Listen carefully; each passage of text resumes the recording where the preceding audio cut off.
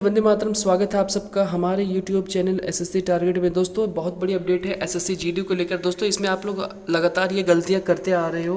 पिछले 3-4 सालों से मैं देखता आ रहा हूँ कि आप लोग भाई लगातार ये गलतियां करते आ रहे हो। तो दोस्तों आपको सचेत करने के लिए आया हूँ कि आपको ये गलतियाँ नहीं करनी है। दोस्तों कौन कौन सी गलतियाँ जानने के लिए पूरी वीडियो को लास्ट तक देखना और नहीं तो चैनल को सब्सक्राइब कर लेना। चलिए दोस्तों शुरू करते हैं। दोस्तों जैसा कि पहली गलती की बात करूँ, दोस्तों पहली गलती आप लोग क्या करते हो? दोस्तों पहली गलती आप लोग करते हो कि आप लोग जो है जैसे फॉर्म फिलअप करते हो, तो दोस्तों भाई जैसे आप फॉर्म फिलअप करते हो तो आपको क्या होता है कि आप पोस्ट प्रेफरेंस आपको फॉर्म डालने में फॉर्म फिलअप के समय आपको जो पोस्ट प्रेफरेंस देने को कहा जाता है। पोस्ट प्रेफरेंस आपको फॉर्म फिलअप के समय दिया जाता है। तो आप क्या करते हो भाई कि पोस्ट प्रेफरेंस में आप जो है फर्स्ट में डाल देते हो बीएसएफ, फिर आप डाल देते हो सीआरपीएफ, फिर आप डाल देते हो ये सब आप डाल देते हो। दोस्तों इससे क्या आईटीबीपी डाल देते हो। दोस्तों इससे क्या होता है कि आप पढ़ाई में आप अच्छे हो। जी हाँ, आप पढ़ाई में आप अच्छे हो। 160 में से आप भाई आपका मान लो एग्ज़ाम आप दिया और एग्ज़ाम में आपको 150 आ गया। 160 में भाई आपको 150 आ गया, लेकिन आपने पोस्ट प्रेफरेंस किसे दे रखी है? दोस्तों आपने पोस्ट प्रेफरेंस जो है वो आप बीएसएफ को दे दिए हो, सीआरपीएफ को दे दिए हो। तो जिसके कारण क्या होगा कि भाई आप 160 में से आप 150 भी मार्क्स लाते हो ना, 160 में भाई आप 159 भी लाते हो, 159 भी लाते हो, तो भाई आपको बीएसएफ या सीआरपीएफ मिलेगा, क्योंकि भाई आपने पोस्ट प्रेफरेंस जो है वो बीएसएफ या सीआरपीएफ को दे रही है। तो दोस्तों आपको गलतियाँ क्या नहीं करनी है? दोस्तों आपको करना ये है कि जब भी आप फॉर्म फिलअप करो तो भाई आपको जो है फॉर्म फिलअप के समय आपको प्रेफरेंस में सबसे पहले आपको एनसीबी डालनी है। जी हाँ, फॉर्म फिलअप के समय सबसे पहले आपको पोस्ट प्रेफरेंस में आपको एनसीबी डालनी है।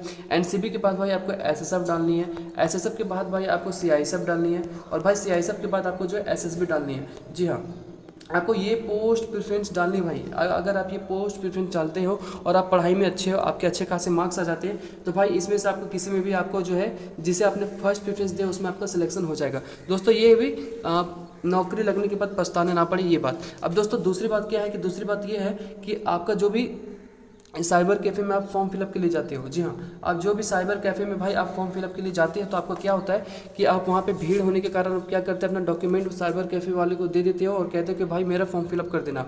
तो ऐसा करने से क्या होता है कि वो साइबर कैफ़े वाला जल्दी में जो है जैसे तैसे वो आपको फॉर्म फिलअप कर देता है। स्पेलिंग मिस्टेक भी कर सकता है और आगे चलकर आपको जो है आपके नाम में स्पेलिंग मिस्टेक हो सकता है, मदर्स नेम फादर्स नेम में स्पेलिंग मिस्टेक हो सकता है, या फिर किसी भी तरह की कोई गलती कर सकता है, जिसके कारण आपको जो है भुगतना पड़ सकता है एग्ज़ाम के टाइम में।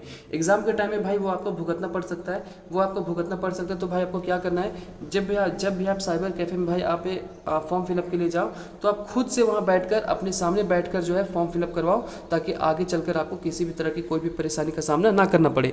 आगे की बात है भाई, आगे आपको क्या करना है कि आपका जो डेट ऑफ बर्थ जो भाई आपका बहुत ज़्यादा मैटर करता है एसएससी जीडी के एग्जाम में। दोस्तों डेट ऑफ बर्थ, जी हाँ, डेट ऑफ बर्थ आपका बहुत बड़ा मैटर करता है। क्या मैटर करता है वो ध्यान देना भाई। जब भी आप एग्ज़ाम देने के लिए जाते हो एसएससी जीडी के भाई, हाँ, जब भी भाई आप एसएससी जीडी की भाई आप एग्ज़ाम देने के लिए जाते हो, एसएससी जीडी के भाई आप एग्ज़ाम देने जाते हो, तो क्या होता है कि एग्ज़ाम सेंटर में भाई आपका डेट ऑफ बर्थ को मैच किया जाता है। डेट ऑफ बर्थ को भाई आपका जो फॉर्म फिलअप में जो आपका डेट ऑफ बर्थ है और वो आधार कार्ड में जो आपका डेट ऑफ बर्थ है वो आपका मैच किया जाता है। कई भाई को ऐसा होगा कि आपने सिर्फ डेट ऑफ ईयर लिखा होगा, डेट आपने जो है नहीं लिखा होगा, सिर्फ ईयर आपका जो बर्थ ईयर है वो आपका जो है वो आधार कार्ड में मेंशन होगा। तो दोस्तों आपको ये नहीं करना है। आपको करना क्या है, आधार कार्ड का प्रज्ञा केंद्र जहाँ पे हो तो वहाँ पे आपको जाना है, सीएससी जहाँ होता है वहाँ पे जाना है, और करना क्या है कि आपको वहाँ जाके अपना डेट ऑफ बर्थ में आपको चेंजिंग करवाना। आपका जो मार्कशीट में डेट ऑफ बर्थ जो दे रखा है भाई, उसी डेट ऑफ बर्थ के हिसाब से आपको आधार कार्ड में अपना डेट ऑफ बर्थ को जो है चेंज कर लेना है, और उसी डेट ऑफ बर्थ के हिसाब से आपको फॉर्म फिलअप करना है। दोस्तों चौथी गलती क्या करते हैं, अक्सर लोग करते हैं, और दोस्तों आपको ये गलतियाँ नहीं करनी है। अगर आप ये गलतियाँ करते हो तो आपको आगे चलकर पछताना पड़ सकता है भाई। चौथी गलती आप लोग ये करते हो कि आप लोग जो है जब भी फॉर्म फिलअप करते हो, जी हाँ, जब भी आप लोग फॉर्म फिलअप करते हो तो भाई आप फॉर्म फिलअप में देरी करते हो। सोचते हो कि अभी तो 1 महीना पड़ा हुआ, आराम से फॉर्म डालूंगा। लेकिन क्या होता है कि आप लास्ट टाइम में आप फॉर्म फिलअप के लिए जाते हो। मान लो भाई आपका जो है 5 सितंबर से आपका फॉर्म फिलअप स्टार्ट हो चुका है और आपका 10 अक्टूबर तक मान लो फॉर्म फिलअप चलने वाला है। तो आप क्या करते हो कि आप जो है 10 अक्टूबर तक चलने वाला। तो भाई आप जो है 7 अक्टूबर को आप फॉर्म फिलअप के लिए जाते हो, जो आपका साइबर कैफ़े, आप 7 अक्टूबर को जाते हो साइबर कैफ़े फॉर्म फिलअप के लिए, और वहाँ पता चलता है कि भाई सर्वर डाउन है। तो भाई आपको ये गलती नहीं करनी है। आपको क्या करना है कि अभी जाकर आपको फॉर्म फिलअप कर लेना है, नहीं तो भाई आगे चलकर आपको पछताना पड़ सकता है, क्योंकि आगे चलकर सर्वर डाउन हो जाता है। आपको कुल मिला के 1 महीना टाइम दिया जाता है एसएससी के द्वारा, लेकिन भाई आपका जो सर्वर है, एसएससी का जो सर्वर है वो 20 दिन ही सही चल पाता है। बाकी इसके आगे जो 10 दिन है भाई, 10 दिन आपका सर्वर जो बहुत घटिया चलता है, चलता ही नहीं है, और उसमें आपको फॉर्म फिलअप भी नहीं हो सकता। तो यही आपसे रिक्वेस्ट करूंगा कि आप अभी जाकर फॉर्म फिलअप कर लो, नहीं तो भाई आपको भी जो है पछताना पड़ सकता है। एसएससी के एग्जाम से आपको हाथ धोना पड़ सकता है, एसएससी जीडी की नौकरी से आपको हाथ धोना पड़ सकता है। तो भाई आपको मैंने 4 गलतियां बताई, अगर आप भाई ये 4 गलतियां नहीं करते हो तो आप जो है आराम से सिलेक्शन ले सकते हो। और भाई एक आपको जानकारी देनी है कि भाई यूट्यूब पर, जी हाँ यूट्यूब पर भाई आपके एग्जामपुर का, जी हाँ एग्जामपुर का बहुत ही अच्छा बैच विवेक सर के द्वारा लॉन्च कर दिया गया है। विवेक सर के द्वारा, जी हाँ विवेक सर के द्वारा। भाई मैं उनका प्रचार नहीं कर रहा हूँ, लेकिन उनका वो जो है बहुत ही अच्छे पढ़ाते, काफ़ी अच्छे तरीके से पढ़ाते, मैं उससे पढ़ा हूँ, और मैं वही जानकारी आपसे शेयर कर रहा हूँ कि भाई आप जो है एग्जामपुर का बैच खरीद लो।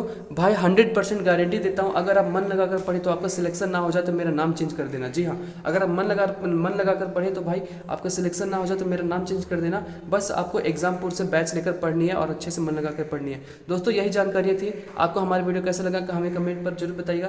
जाते जाते सभी को जय हिंद, वंदे मातरम।